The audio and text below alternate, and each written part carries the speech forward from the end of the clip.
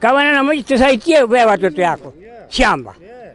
Wewe ni baba ambaye niliongoza wewe, na saidia mtoto wangu kuja hapa.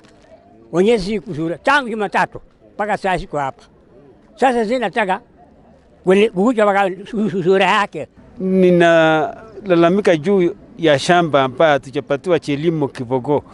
Tulipaguliwa watu wengine, tuliandikiwa majina, wakakuja wakatumulika pika, wakatupiga picha kwa manyumba, lakini mwishowe kupata kwenda kuuliza unaambiwa iko kwenda kufika pande hii kumba hakuna.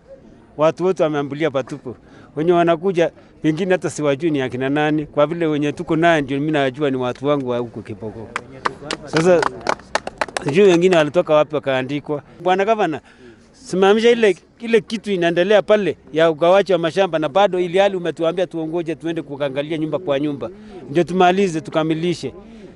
Tafadhali serikali yetu, vile tunalia hivi sio kwa raha, ni kwa uchungu. Tumepitia mambo mengi sana, hata nikiongea nasikia mbaya sana.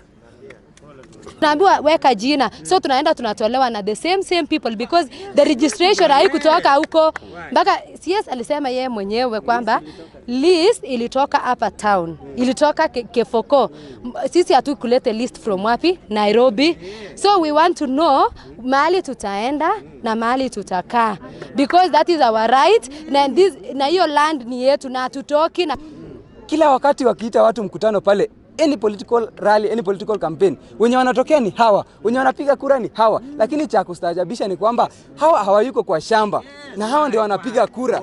These are the rightful people of Kericho and they are not in that list. Hawaje benefit anything. Wamesafa the matope ya huko ngambo, wamesafa the adversities zenye ziko huko juu, mvua, maji, stima hakuna. Lakini ni maajabu leo hawayuko, hawajui wataenda wapi. Hatuwezi enda kwa hema yetu ni hapa, hadi ya watu wapate haki yao. They must receive their rightful share, na sio privilege. Kitu najua si hawasaidiwi hiyo shamba, ni haki yao. Niko na shida, unisaidie watoto sapa niko nayo. Na wote hata tuko pamoja wote. Moja tu yenye nasoma form 3 Matabo hapo secondary. Na sasa hivi mtoto karibu awache shule sababu hana hata maelekeo. Niko na shida sana Gavana, unione Mutai.